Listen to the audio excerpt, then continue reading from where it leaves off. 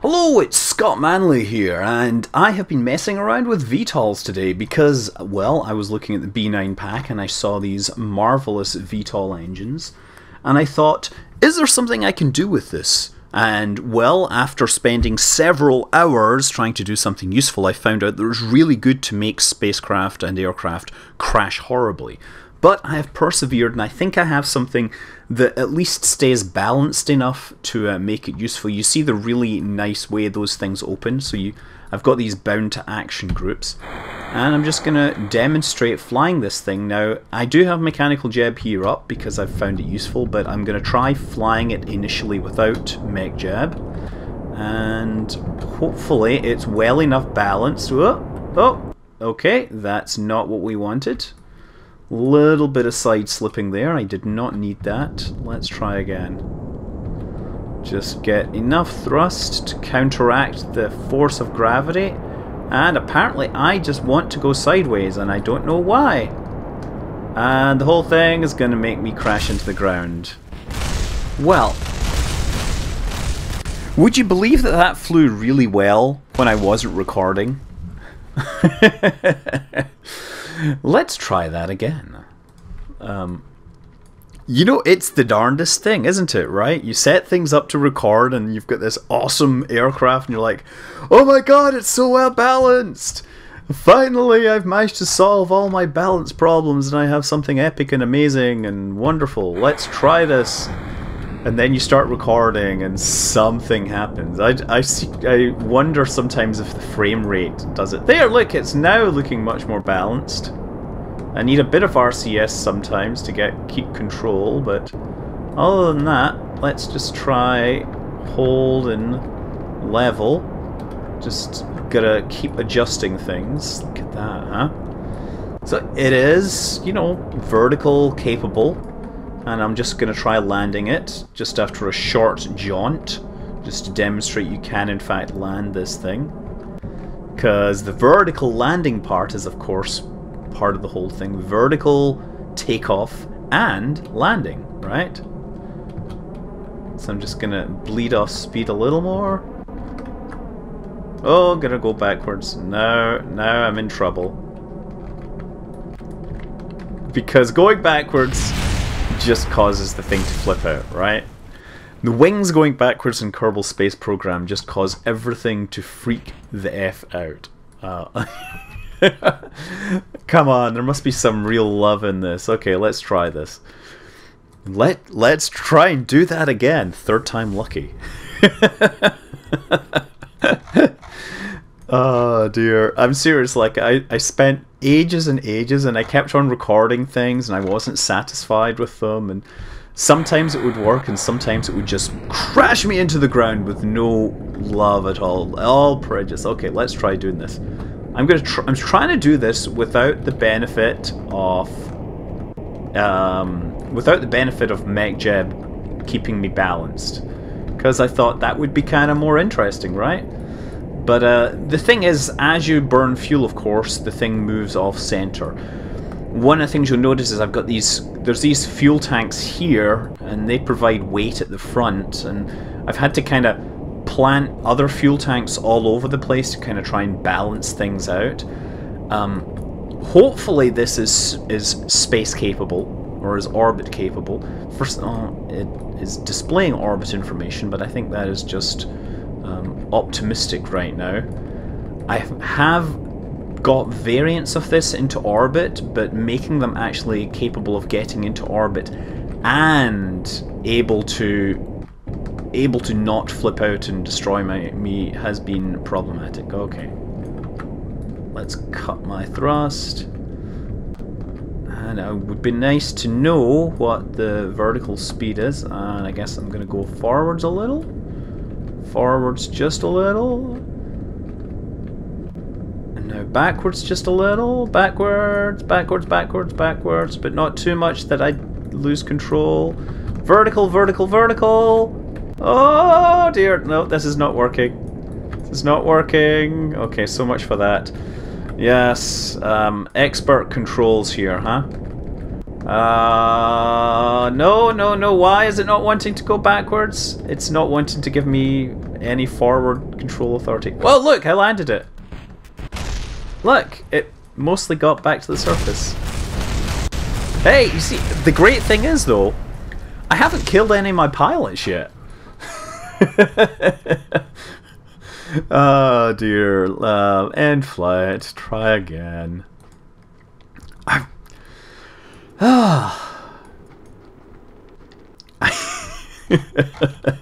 I'm like, I've spent ages building this thing, hoping that and getting it to fly, and I thought I'd finally cracked it, and I was like, oh great, I'll just go and make a video and it'll be like totally live and it'll make it look amazing. Okay, look, I'm starting to slide backwards, and it starts to roll, and it starts to roll this way, and it starts to roll that way.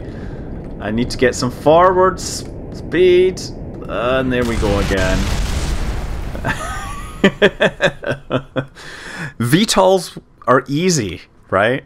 Until you have wings. As soon as you have wings, all bets are off. And this is probably why I should be using Ferrum. I like this thing is just sitting there, flapping its flaps, saying, hey, look at me! I'm not dead! Okay, let's... I feel so terrible because I can't fly this thing. Okay, let me just set a surface autopilot in this. That'll hopefully get me through this. Okay. Get me into the vertical. Just enough, just enough. There we go, look. And I'll push forward so I get myself a little bit of forward velocity and then let this thing take over. Look, there, it's kind of just hovering along the runway. There we go, and it's just a question of trying to balance these things. Not trivial. Not trivial at all. But then, of course, you know, now I have this, I can actually transition to horizontal flight by firing up this engine. And you see I am picking up speed. There we go, picking up forward speed, and maybe I could pitch up just a little. I'll tell it to pitch up 10 degrees. Execute that. Hit my gear and tell the engines to transition to forward flight and throttle up and then kill that, and now I'm mostly flying. Now I could try landing it, right? Let's try kill rotation. I should probably turn off my RCS because I don't need RCS. Okay, let me try turning this thing around without destroying it. I have had terrible balance problems because the engines have to be really far forwards, right?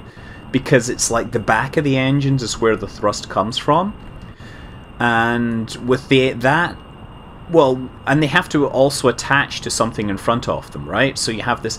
I picked the thinnest fuel tank, and I think that comes from the Kerbal, you know, the parts pack that Clara Lyra did.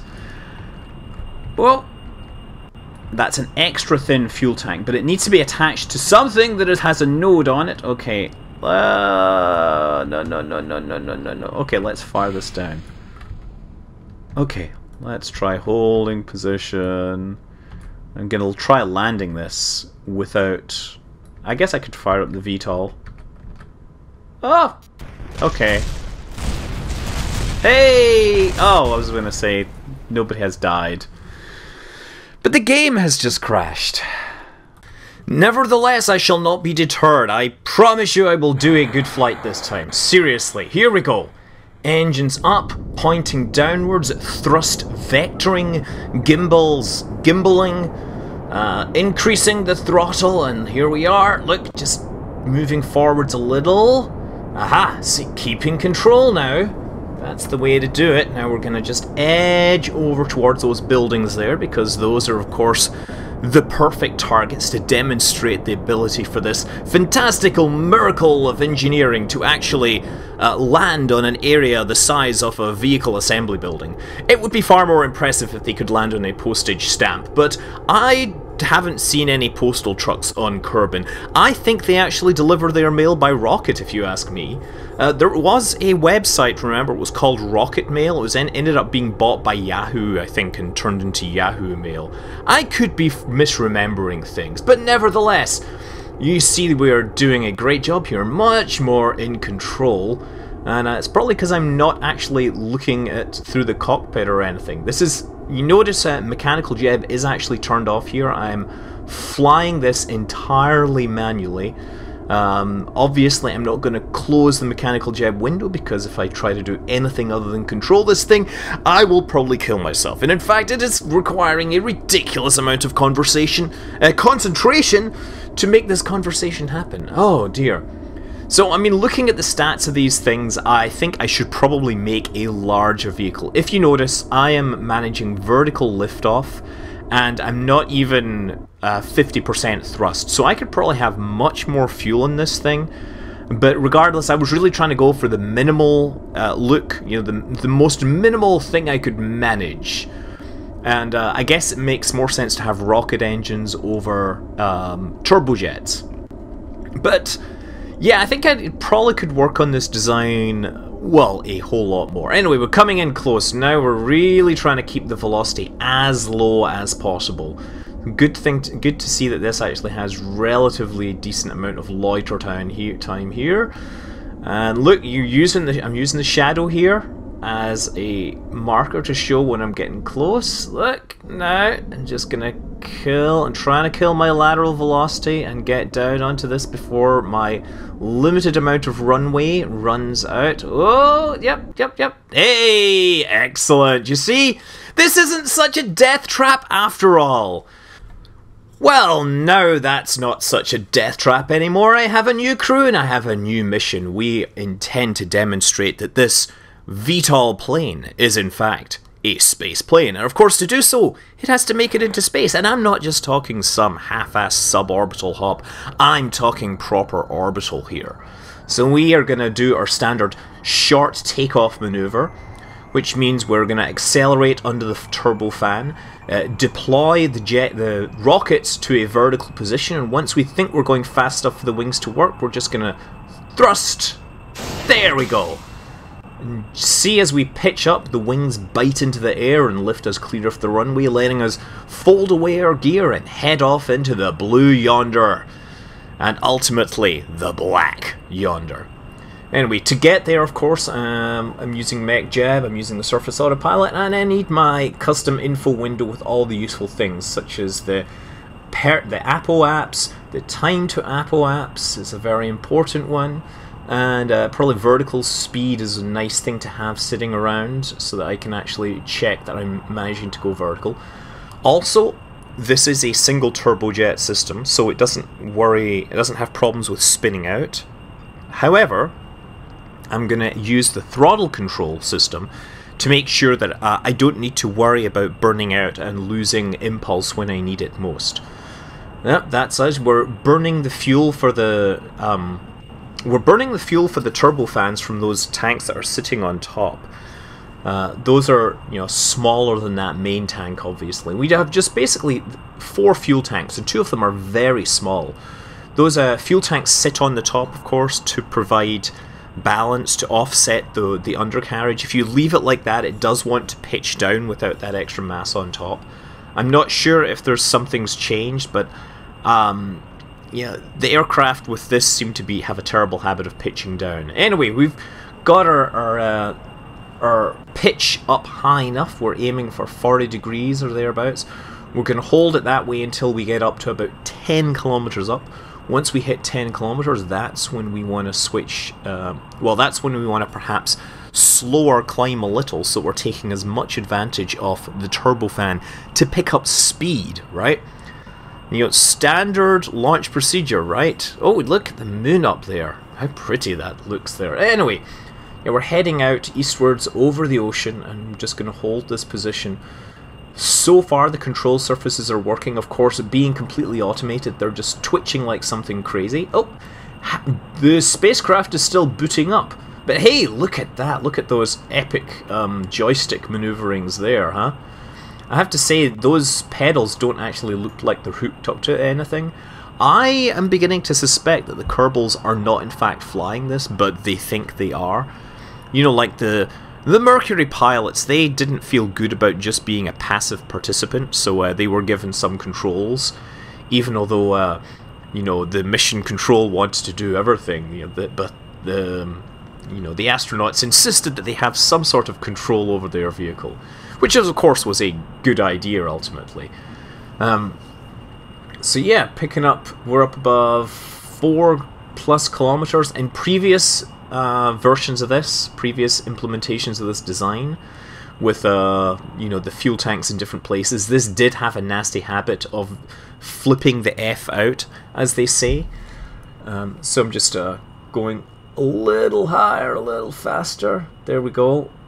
I'm just running the thing at 4 times normal speed now, and we're just going to aim to pick up. We are stable till now, but I have had to turn on the RCS system because it wanted to start to pitch away from horizontal. You see the pitch is moving up and down like something crazy. It was actually wanting to pitch backwards, which would imply that there's more mass on top.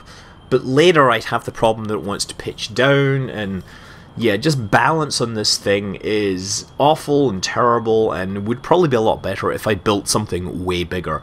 But you know me, I can barely get most things to fly, so going for the small approach tends to make things better. Now you notice I've pitched things down a little, and we're really picking up horizontal speed before we get up to altitude.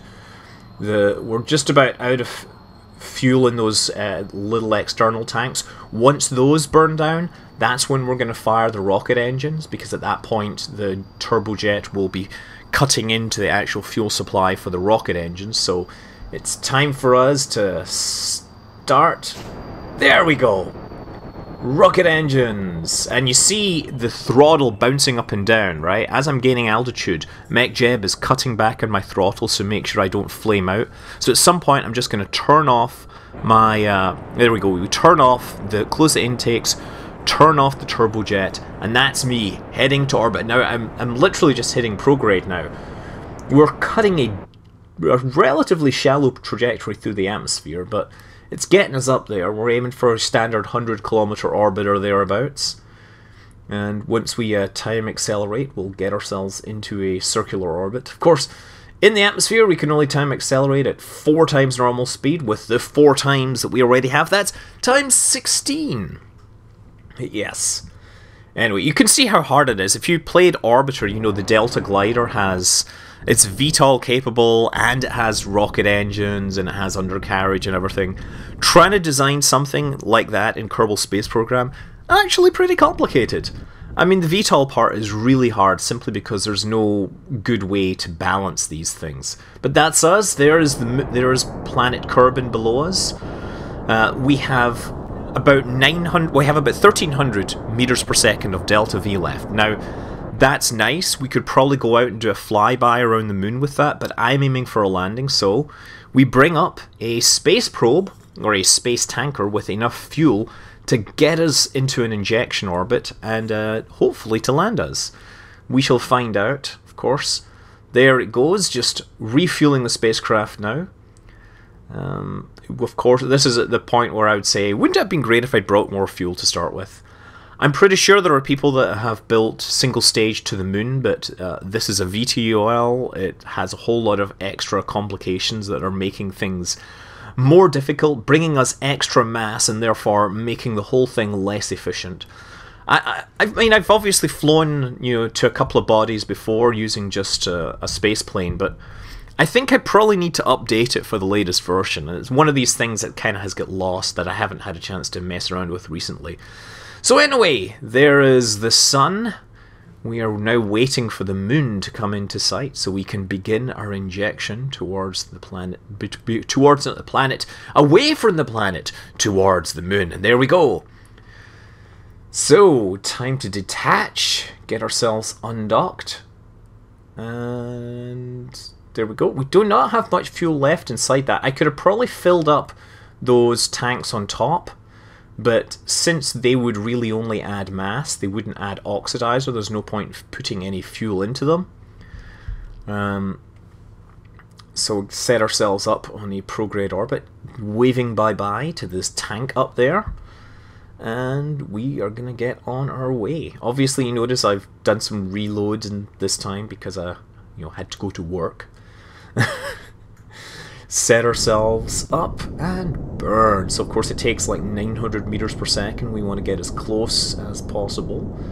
And this thing actually, at full thrust, you'll see it does it like 2G's acceleration, which is pretty darn good, you know.